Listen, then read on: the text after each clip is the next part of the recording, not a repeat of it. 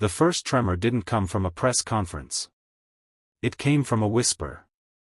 Weeks before Meghan Markle's next televised appearance, tabloids were already brewing with speculation. A new documentary, one headline teased. No holding back this time, another warned.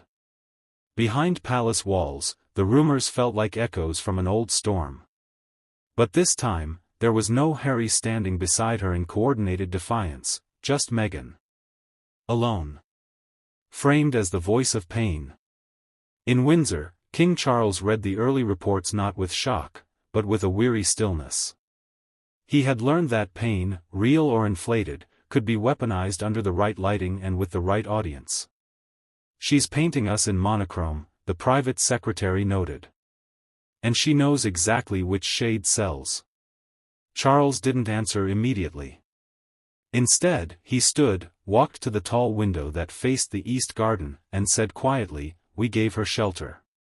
Not a script. The palace PR team held emergency briefings. Advisors debated whether silence still served dignity or only surrender. One aide urged a preemptive statement. But Charles, as ever, chose restraint. "She may speak in television tones," he said, "but I will respond in history's language." The day the interview aired, it was everything the headlines promised: sharp, emotional, carefully paced. Meghan looked directly into the lens and said, "I wasn't just unsupported. I was silenced. The institution didn't protect me. It wounded me." Her voice trembled, just enough. The world watched. Social media erupted. And Buckingham Palace's press office was instantly drowned in demands for a response.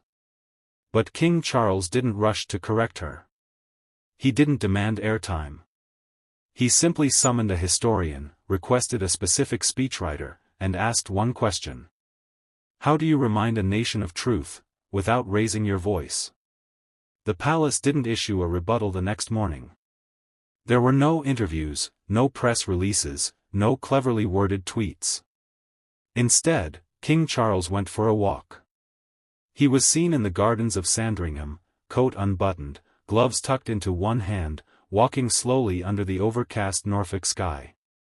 A royal correspondent tried to interpret the expression on his face. Was it sorrow? Pride? Containment? But those closest to Charles knew, this was not the stillness of defeat, but the calm before response. Inside the palace, however, silence was beginning to weigh. Some senior aides urged him to fight back. "Modern royalty must reclaim narrative," they cried. Others whispered of legal avenues, damage control, counter footage. But Charles had his own plan. He called for the archives.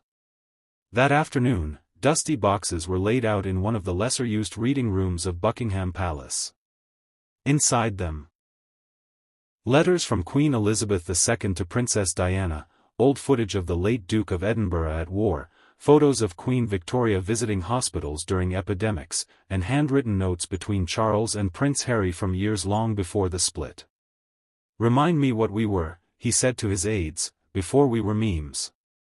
Meanwhile, Meghan's interview continued to trend. Clips flooded TikTok, reaction videos swarmed YouTube, hashtags like #MonarchyHurts and #Justice for Meghan rose with fire. But curiously, not all responses favored her. One comment under a viral post read, "She speaks of silence, but forgets, she's still on stage." It had 120,000 likes within hours. Charles watched none of it. Instead, he reviewed a letter he had once written to Meghan when she first joined the family. It wasn't cold. It wasn't formal. It was human. He handed it to an aide. "Have it archived. We may need it, not for the cameras, but for the conscience." 3 days after Meghan's interview, public sentiment was fractured. Morning talk shows debated whether the monarchy had failed a woman of color or if it had simply refused to be reshaped by her. The headlines grew sharper. The pressures mounted. And still, no statement from the palace. But behind gilded doors, something was taking form. It began with a single page, handwritten, revised, then crumpled. Then another. Then a discarded paragraph rewritten 3 times. For a man who had delivered state addresses and tributes with unshaken grace, this one felt different. It wasn't ceremonial. It was personal. King Charles sat at his writing desk long into the evening. Candles replaced overhead lights. No speechwriter. No spin doctor. Just memory, pain, and a father's ache. His notes were blunt in places. Vulnerable in others. But above all, they were honest. We invited her into our family, not to change her, but to welcome her. I regret that what she found was not what she hoped. But disappointment is not always cruelty. And misunderstanding is not always malice. He paused. Looked at those words again. Too defensive. He tried again.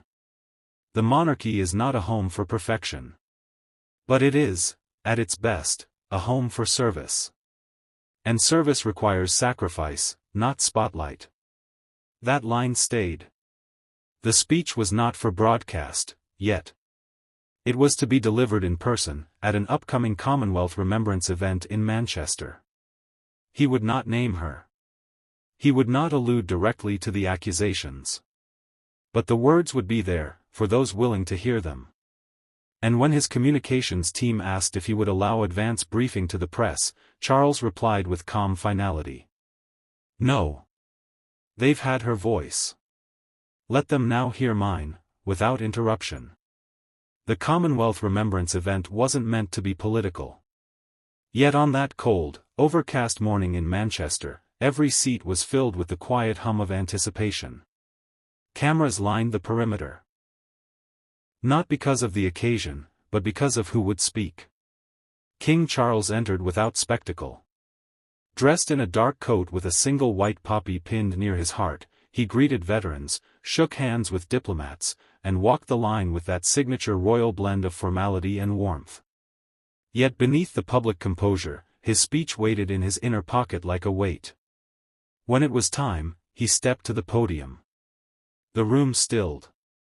Service, he began, has always been the bridge between generations, cultures, and even disagreements. He spoke of sacrifice, not only of soldiers but of those who give their lives to duty without applause. He spoke of heritage, not as a prison of tradition, but as a thread that binds. And then, without naming her, he said, "It is easy to speak of wounds. But more difficult to admit when a house built for unity cannot meet every expectation of comfort. We are not infallible. But we are not absent." A pause. There is pain in silence. But there is also dignity in restraint. And restraint is not the same as indifference. Every word felt chosen, not just spoken.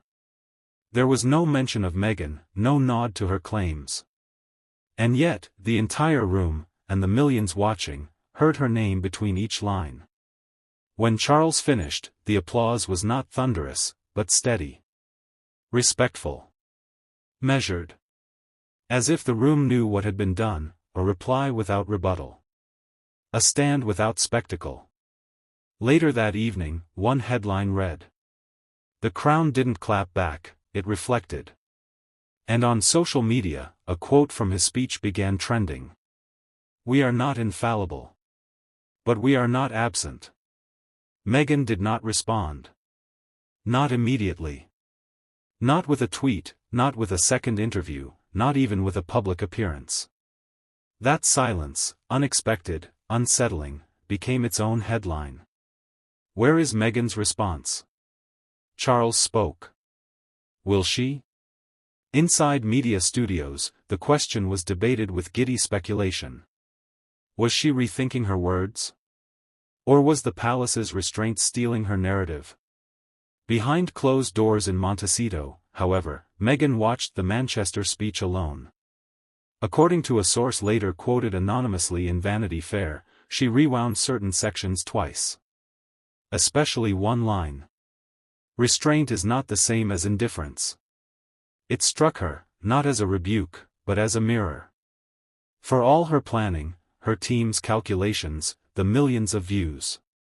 Charles hadn't attacked. He hadn't named. And yet, he had spoken louder than she expected, with calm, weight, and centuries of history behind him. Still, she had options. Book deals. Panels. Advocacy circles eager to feature her again. The machinery of media was hers for the steering. But something else had shifted. Not just in the public. In her. Meanwhile, Charles received a note the next morning. It came in a plain envelope, unsigned but unmistakably familiar in tone. You speak like a man burdened with the past. I speak like a woman still bruised by it. No response was sent. But Charles read it twice before placing it, without commentary, in the drawer beside his father's military letters. Some things, he murmured, are meant to stay off stage. That afternoon, his staff noticed something curious. The king requested a private audience with the Archbishop of Canterbury, not for a statement, but for counsel. Not everything in the monarchy was theatre. Some of it was just, trying to remain human. The public expected the storm to escalate, but it didn't. Instead, something quieter unfolded. A new portrait of King Charles was unveiled at a London exhibition celebrating modern British identity. Painted not in grand oils but in muted, introspective tones, it depicted the monarch not on a throne, but seated in a plain wooden chair, hands resting in his lap, eyes not directly meeting the viewer, but gazing just slightly away. The press noted the difference. Not a king above. A man within. Meghan saw the portrait in a feature spread. She lingered on it longer than she'd admit. The king she had once seen as an institution now looked startlingly mortal. Almost, tired. In Windsor, Charles stood before the original canvas. Alone. No aides. No camera crews. He didn't comment on the likeness, nor the artist's subtle choice to omit any crown or emblem. Instead, he simply said, "It is strange, isn't it? When others try to paint you, and yet somehow, you still recognize yourself." That afternoon, he drafted a personal letter. Not to Meghan. Not to Harry. But to a former royal historian, now retired. Do you believe a nation can still respect a man who chooses honesty over grandeur? Do you believe a father can serve a crown and still be whole? He sealed the letter himself. In Montecito, Meghan held a meeting with a documentary team. They proposed a follow-up project, focused more on healing, less on hurt. She didn't immediately say yes. People are starting to see things differently, her advisor warned. She nodded, slowly. Maybe I am too. Back in London, the press speculated that the rift had cooled. Some even used the word reconciliation, though no one truly believed it. But in a forgotten room in the palace, beside that new portrait, Charles placed a small brass plaque with 4 words. You never understood it. It wasn't announced with trumpets. No press conference. No palace tweet. But those who watched the monarchy closely noticed a single line added to the official royal website under the "About the Royal Family" section. We exist not to defend power, but to reflect the nation, especially when it is divided. Subtle. Deliberate. Timed. Whispers followed. Was this Charles's final response to Meghan? Or a redirection, an attempt to remind Britain what the crown actually meant? Across Parliament, politicians read the line with mixed reactions. Some praised it as progressive. Others dismissed it as self-preserving rhetoric. But the public? Many just paused.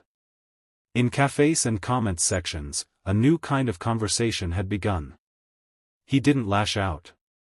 He didn't fold either. That's rare these days. Meanwhile, Meghan was invited to speak at a university on female leadership. For the first time in months, she declined. A quiet evening followed in Montecito. According to a close friend, unnamed but trusted, she reread a book Charles had once recommended to her. Letters between a father and son. She didn't say why. Back in Britain, Charles walked the halls of Balmoral with a handwritten note in his pocket. It wasn't for release.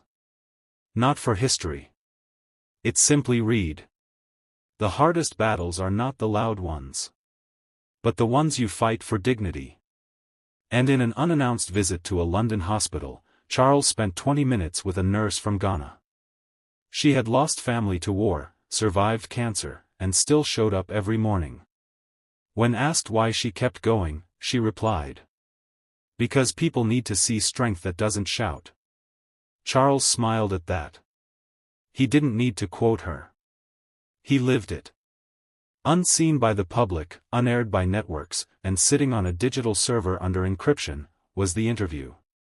Meghan had recorded it weeks prior, scheduled for release after her initial claims stirred the global conversation again. It was raw. Direct. Filled with precise memories and moments she believed Britain had not fully reckoned with. But after the King's Manchester speech, and especially after the royal website's quiet update, Meghan hesitated. Producers pushed her. "This is the moment to respond." But Meghan had already responded, in silence. She watched a segment on the BBC where a historian explained that Charles's restraint had shifted the moral gravity of the debate. Not with fact checks, but with tone. And suddenly, the words she'd spoken in the interview felt, not false, but out of step. She asked her team to delay the release. Indefinitely, she added. In London, Charles was unaware of the decision. He had moved on to other duties, visiting youth foundations, attending diplomatic receptions. Yet there was a discernible change in him. Not one of victory, but of release. One afternoon, as he stood in the gardens of Sandringham, he told an aide, "It is not my job to control stories. Only to survive them, with grace, if I can." In that same moment across the Atlantic, Meghan received an email. It was from an anonymous viewer. A teacher. A single line. "I believed you. But I believe him, too. And maybe that's what healing looks like." No documentary followed. No new podcast. Just a decision, to pause the narrative and let it breathe. In the end, the loudest moment wasn't the accusation. It wasn't the response. It was what wasn't said. And in the quiet, a kind of understanding was being written.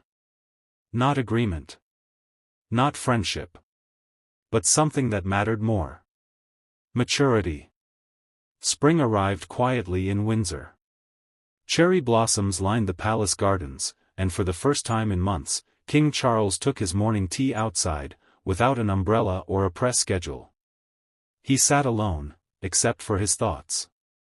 An aide placed a thick folder on the nearby table. Inside, proposals for the monarchy's modernization strategy. New media partnerships. Public transparency initiatives. Even a potential Commonwealth Youth Summit hosted jointly with, of all people, Prince Harry. Charles flipped through it once. Then again.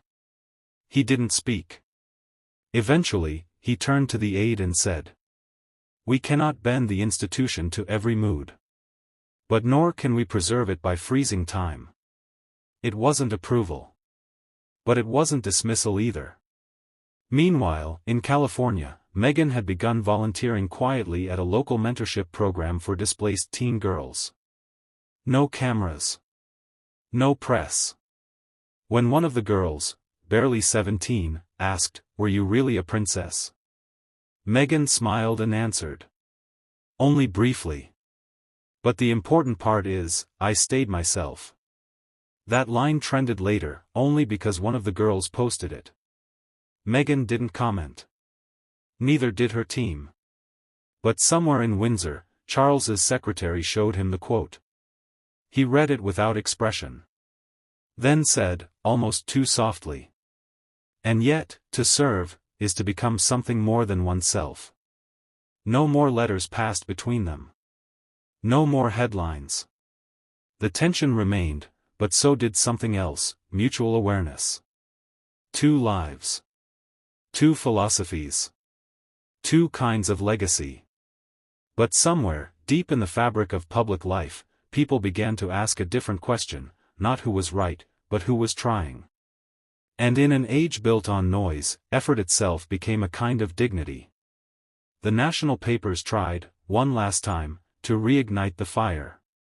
Will the Duchess return for the coronation anniversary? They asked. Will the King reach out first? Neither happened. There was no dramatic reunion. No handshake before cameras. No exclusive memoir with shocking final pages. Instead, on the evening of the anniversary, King Charles hosted a quiet reception at St. James's Palace. Guests included diplomats, charity workers, young leaders, and a small chamber orchestra. The press were kept at a distance. During the event, the king stepped aside for a moment. Looking at a framed photo of his late mother, he said to his aide. She weathered the storms with silence. I chose conversation. Neither shielded us from criticism. But both were choices made with love. Meanwhile, halfway across the world, Meghan walked along a beach near Santa Barbara. No security. No entourage. Just her and the sound of waves. An older couple passed her and smiled politely. Lovely day, they said. Meghan smiled back. It is. It was, somehow, enough. No victory was declared. No resolution written in stone. But something had shifted, not in power, not in title, but in posture. Charles continued his reign with steadiness. Meghan continued her life with less urgency. The narratives didn't collide again. But they didn't clash either. Because some stories don't end in applause or outrage. Some end in understanding that not every wound demands a war. And that sometimes, royalty or not, the most powerful thing a person can do is walk forward without needing to be followed. And so, not every conflict ends with fireworks. Sometimes, it ends with a choice, silence instead of spectacle, reflection instead of revenge. King Charles didn't shout. He didn't retaliate. He simply stood, steadfast, grounded, and calm. Meghan chose her own road, but the monarchy did not stumble to follow. It remained. In a world hungry for outrage, Charles offered composure. You don't always need to win the argument to hold your ground. And sometimes, the loudest voice is the one that doesn't need to speak. If this story moved you, make sure to subscribe for more untold moments, powerful dialogues, and the kind of storytelling that doesn't chase noise, but meaning. This was Charles' Stories. And the crown still stands.